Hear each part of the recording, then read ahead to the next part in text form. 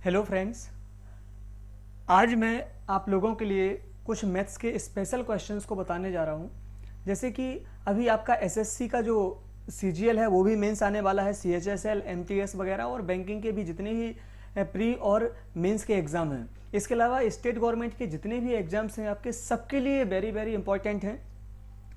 तो जो special questions हैं उनके लिए लॉजिक और बेसिक इनका क्या रहेगा वो यहाँ पे आपके लिए मैं बताना चाहता हूँ यहाँ पे कि जो आपको ये क्वेश्चंस मिलने वाले हैं तो प्रीलिम्स और मेंस में आपको देखने को मिल सकते हैं। तो चलिए क्वेश्चंस पे चलते हैं। ये पहला क्वेश्चंस आपको क्या मिला है कि एक रेलगाड़ी अपने निर्धारित समय से 1 घंटे की देरी से निकलती है। ये हिंदी में ऊपर क्वेश्चन है और नीचे में ही इंग्लिश में है, तो आप जिसमें कंफर्टेबल फील करें उसमें आप यहाँ पे सॉल्व कर सकते हैं। तो मैं जैसे ही यहाँ पे पहला स्टेप देखता हूँ कि एक रेलगाड़ी है जो अपना निर्धारित समय उसके 1 घंटे देरी से निकलती है। सपोज कीजिए कि यहाँ पे स्टार्टिंग पॉइंट हो गया और यहाँ पे इसका लास्ट पॉइंट हो गया है, और इन दोनों के जो बीच की डिस्टेंस है वो कितनी हो गई है।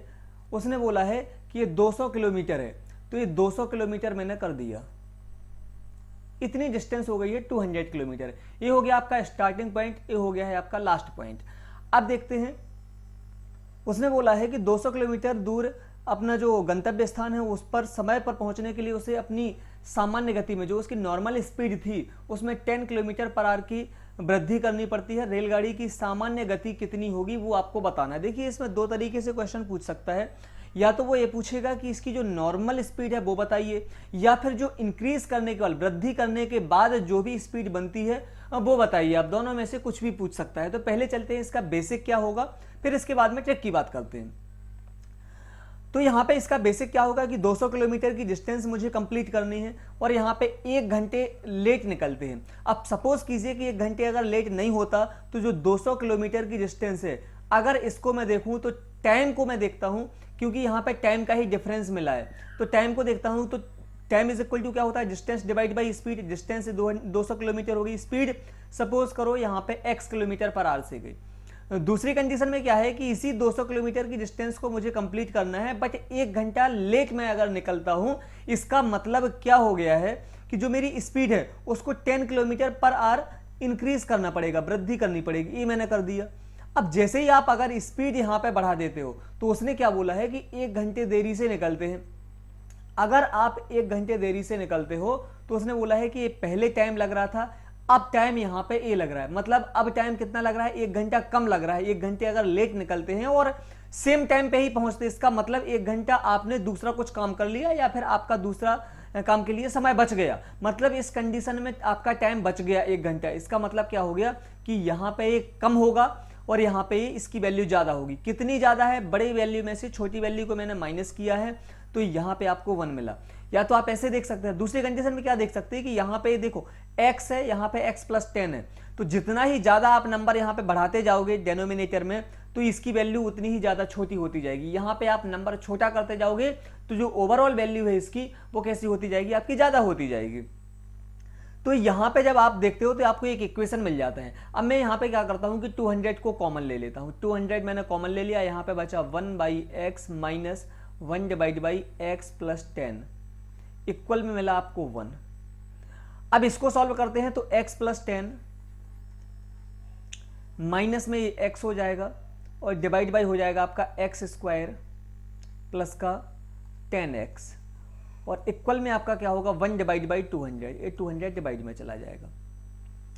ठीक है, इसके बाद आपको क्या मिलेगा उसको देखते हैं। अब देखिए मैं क्वेश्चन को यहां पे छुपा देता हूं, इसकी कोई जरूरत है नहीं। अब देखते हैं इस पे क्या है। यहां से जो आपको इक्वेशन मिला है ना, इसको आपको सॉल्व करना। x से x कैंसिल हो गया, यहां पे 10 बचा, 10 का करेंगे 2000 बन जाएगा। 2000 इक्वल में क्या रहेगा, x स्क्वायर प्लस का 10x, ये वैल्यू आपकी बचेगी। इसको सबको LHS या RHS में कर लेते हैं, एक साइड किसी भी कर लेंगे। x स्क्वायर प्लस का 10x माइनस का हो जाएगा 2000 और इक्वल में हो जाएगा आपका 0। अब अगर इसको मैं सॉल्व करूं तो प्लस माइनस, अब आपको क्वाड्रेटिक इक्वेशन जो भी होते हैं इनकी आपको अगर शॉर्ट ट्रिक पता है तो ठीक है, अदरवाइज आपने 10th क्लास में जो मेथड पढ़ी है उस मेथड से आप कर सकते हैं। इस फैक्टराइजेशन का क्वेश्चन हो गया है, इसके फैक्टर आपको बताने हैं क्या क्या हो सकते हैं। तो प्लस माइनस माइनस प्लस होता है, मैं डायरेक्ट इसको सॉल्व करके बता देता हूं, बाकी क्वाड्रेटिक में जब बात करेंगे तब इसका शॉर्ट फॉर्म बताऊंगा कि इसको आप शॉर्ट में कैसे सॉल्व करें। मल्टीप्लाई में आपको 2000 चाहिए, प्लस माइनस में 10 चाहिए, तो बड़ा नंबर पहले लिखते हैं, 50 और 40 मिलेगा आपको। ये दो नंबर आपको मिल गए हैं, एक माइनस का 50, एक प्लस का 40। तो माइनस में कभी स्पीड टाइम डिस्टेंस होता नहीं है, तो जो आपको पॉजिटिव मिला है वो आपका आंसर हो जाएगा।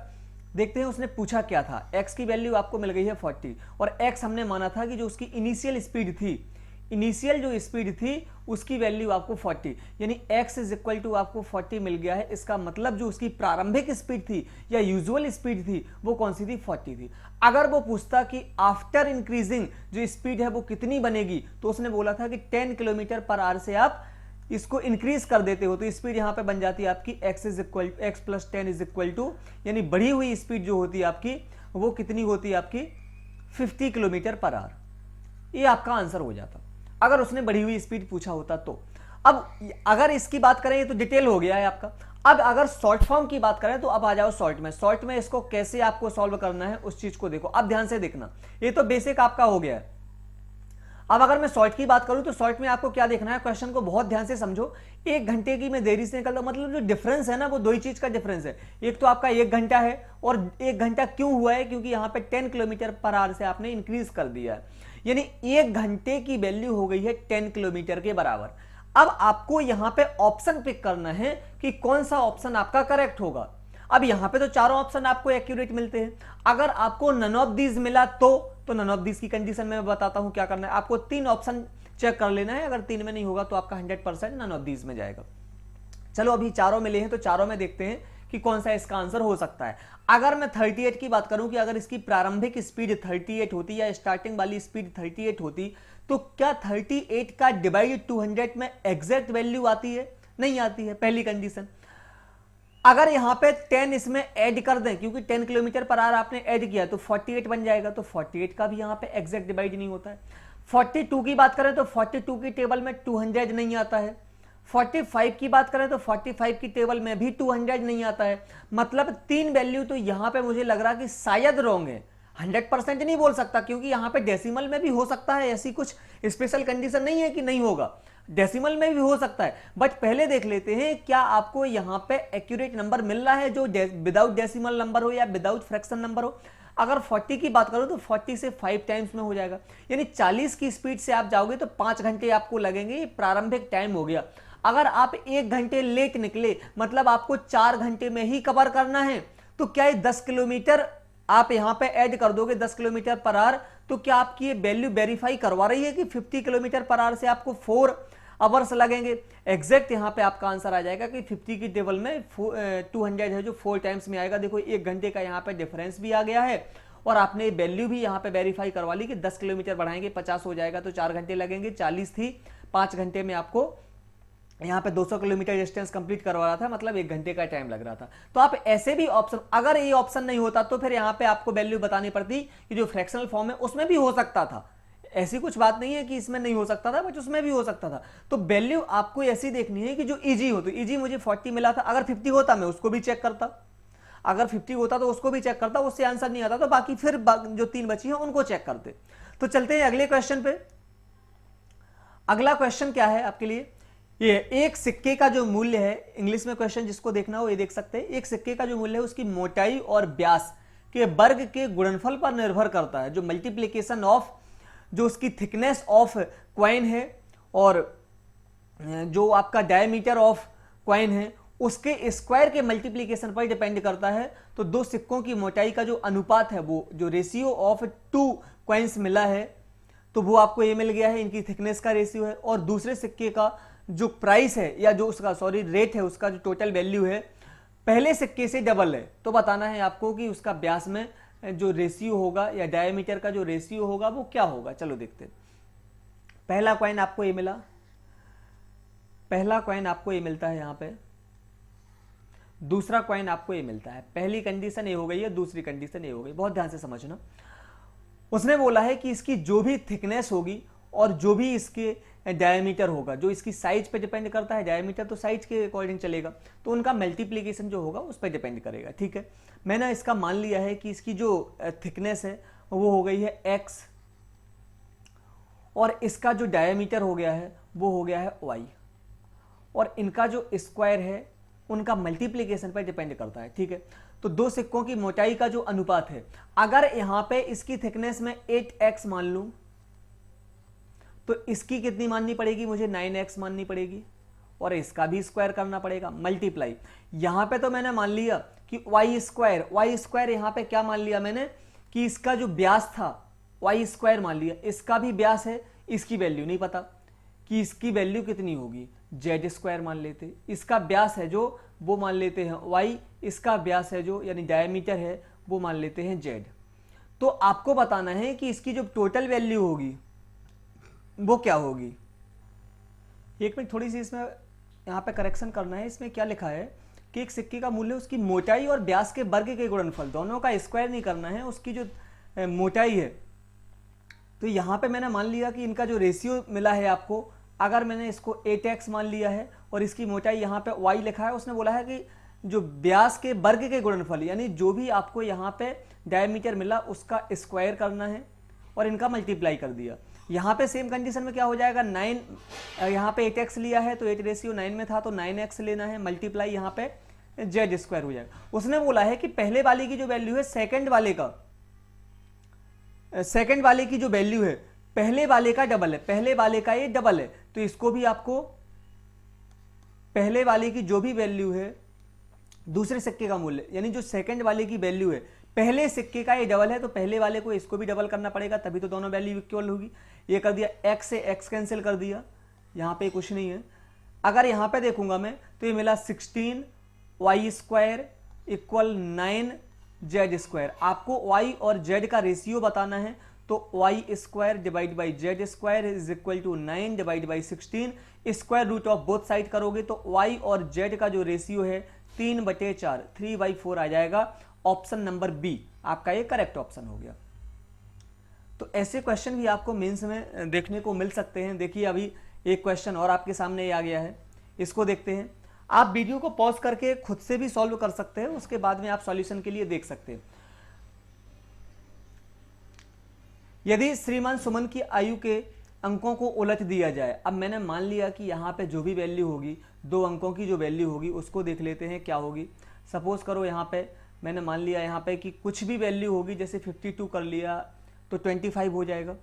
इसका ऑपोजिट उसने बोला अंकों को उलट दिया जाए। अगर मैंने यहाँ पे 15 मान लिया तो 51 हो जाएगा, 15 का ऑपोजिट।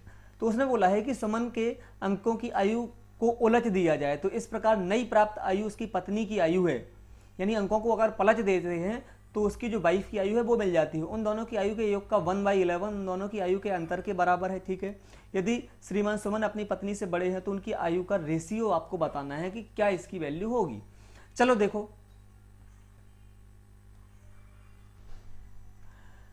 तो यहां पे मैंने मान लिया कि ये मिस्टर सुमन हो गए और ये उनकी वाइफ हो गई है। ठीक है, अगर मैं इसकी वैल्यू लेता हूं कि जो ये मेल है यानी मिस्टर सुमन है, श्रीमान सुमन है, इनकी आयु है 10 मल्टीप्लाई 10 प्लेस का जो डिजिट होता है और प्लस का जो आपका यूनिट डिजिट होता है, ये आपका फॉर्मूला होता है 10 गुणा दहाई का अंक प्लस इकाई का अंक, ये ले लिया। उन्होंने बोला है कि इसको अगर उल्टा कर दोगे यानी 10 मल्टीप्लाई वाई हो जाएगा प्लस एक्स हो जाएगा। देखो एक दूसरे के ऑपोजिट हो गए। तो इस प्रकार जो उनकी आयु मिलती है वो कैसी मिलती है, इनकी वाइफ की आयु हो गई उन दोनों की आयु के योग का 1/11। इन दोनों का अगर आप ऐड करोगे 10x और 1x 11x 1y और 10y 11y, यानी 11x प्लस 11y का 1y अगर 11 कर दोगे तो 11 से 11 कैंसिल कॉमन आने के बाद हो जाएगा, तो आपका बचेगा x प्लस y। ये जो मिला है ना उन दोनों की आयु के अंतर के बराबर है, इन दोनों का डिफरेंस आपको चाहिए। अब उसने क्या बोला है, श्रीमान सुमन अपनी पत्नी से बड़े हैं, इससे बड़ी है, मतलब ये वैल्यू आपकी बड़ी है और ये वाली वैल्यू छोटी है। इसमें से अगर इसको माइनस करेंगे 10x में से 1x किया है तो बचेगा आपका 9x, y में से 10y को किया है तो माइनस का 9y ये बचा है। उन दोनों की आयु का अनुपात क्या है, उसने बोला है कि इन दोनों की आयु के अंतर के बराबर है, ये दोनों वैल्यू बराबर हो गई। x को इस साइड लेके जाओगे तो 8x बचेगा, यहाँ पे 9y को इस साइड लेके आओगे तो 10y हो जाएगा, यानी x divide by y is equal to हो जाएगा 5 डिवाइड बाई 4। कैंसिल करने के बाद 5:4 मिलेगा आपको। अब उसने पूछा क्या है, आयु का रेशियो, उनकी आयु का जो रेशियो है वो कितना है। अब यहाँ पे आप आयु की रेशियो यहाँ पे बता सकते हो कि आयु का इनका रेशियो क्या होगा। अब ये आपका रेशियो नहीं है, ये तो x और y का वैल्यू का रेशियो है, ये आपका रेशियो नहीं है कि अगर आप इसको चेक कर दोगे 5:4 तो आपका सही हो जाएगा। अब इनकी पहले आप एज तो बता दो कि कौन कितने एज का है। 10x, x की वैल्यू 5 रखेंगे तो 10 5 जा 50 और 4 54 ये हो गई है। यहां से अगर रखोगे तो 10y, y की वैल्यू 4, 10 का 4 में 40 और 5 45। अगर कैंसिल कर दोगे तो 9 6 जा और 9 5 जा 6:5 जो है वो आपका आंसर होगा, ना कि 5:4। 5:4 आपको ऑप्शन में मिलेगा, बट आपको इन दोनों की एज का रेशियो बताना था, तो 6:5 आपका आंसर हो जाएगा। चलते हैं अगले क्वेश्चन पे। In how many years simple interest obtained on 8,000 at 3% per annum will be equal simple interest on 6,000 at 4% for 5 years। मैं इसको हिंदी में बता देता हूं कि उसने बोला है कि 8,000 का जो 3% के हिसाब से जो आपको इंटरेस्ट मिलेगा वो कितना मिलेगा, 6,000 यानी 6,000 पे 4% के रेट के हिसाब से 5 साल का जो भी इंटरेस्ट होगा उसके इक्वल होगा। तो आप कैसा कर सकते हैं इसको, 6,000 का 1 साल का है 4% तो 5 साल का 20%, यानी 6,000 का आपको 20% का मतलब 1/5 बताना है 1200। ये 1200 आया और यहां पे भी 1200 ही होना चाहिए। तो आपको यहां पे बताना है कि 8,000 जो आपको वैल्यू मिली है इसका कितने परसेंट 1200 होता है। 00 से 00, 40 से करेंगे 2 बार में, 40 से करेंगे 30 बार में, 2 से करेंगे 15 बार में, यानी x की वैल्यू जो टोटल परसेंटेज है वो 15 है। 1 साल में 3% तो आपको मिलेगा 5 साल में। ये 5 ईयर्स आपका इस टाइप से आंसर आ जाएगा। दूसरे तरीके से आप कैसे कर सकते हो उसको देखो। आप 0 को भूल जाओ, 3 0 यहां से डिलीट कर दो, 3 0 यहां से डिलीट कर दो, रेशियो में आप ले लो।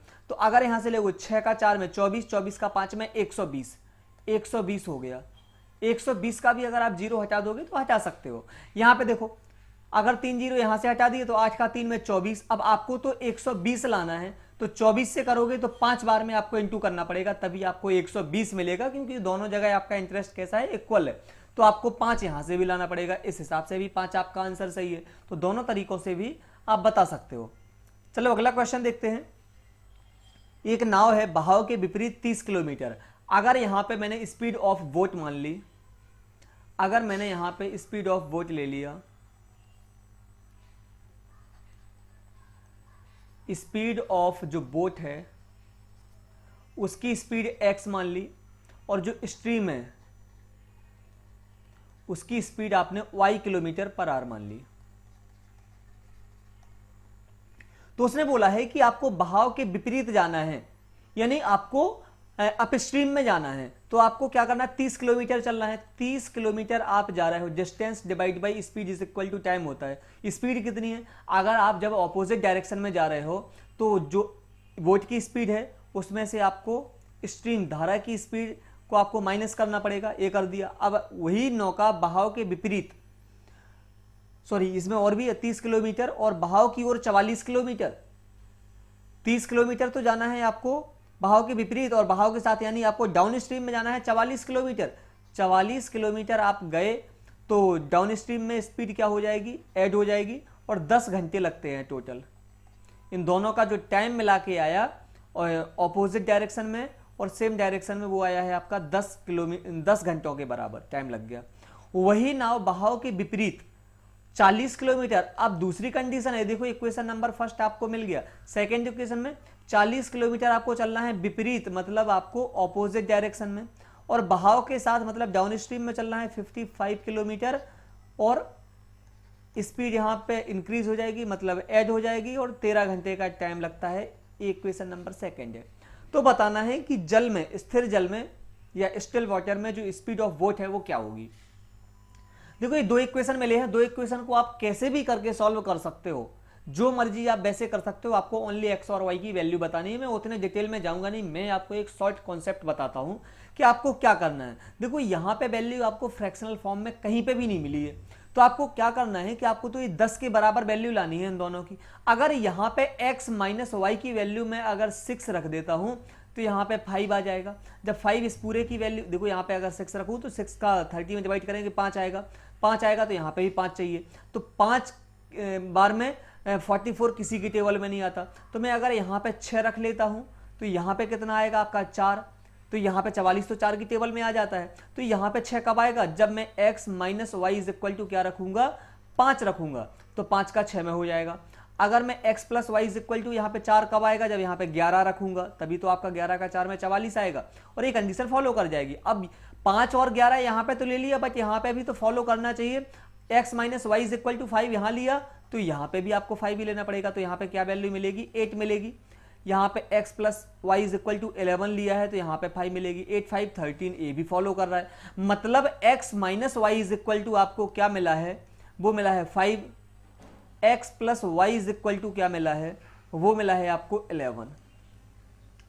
अब आपको यहां पे वैल्यू बतानी है x और y की, तो दो आपको यहां पे लीनियर इक्वेशन मिले हैं, इन दोनों को आप ऐड कर दो, 11 5 16 और 2 का डिवाइड कर दो तो बड़े की वैल्यू मिल जाती। इसको शॉर्ट फॉर्म आप अभी जैसे मर्जी वैसे कर सकते हो, इसका शॉर्ट फॉर्म में जब क्वाड्रेटिक इक्वेशन पढ़ाऊंगा तब उसमें बताऊंगा। 11 5 16 और 2 का डिवाइड कर दो तो बड़े नंबर की वैल्यू हो जाती 8 आ जाएगी। 11 5 16 2 का डिवाइड 8, यानी x की वैल्यू आपको मिल गई 8 किलोमीटर पर आवर।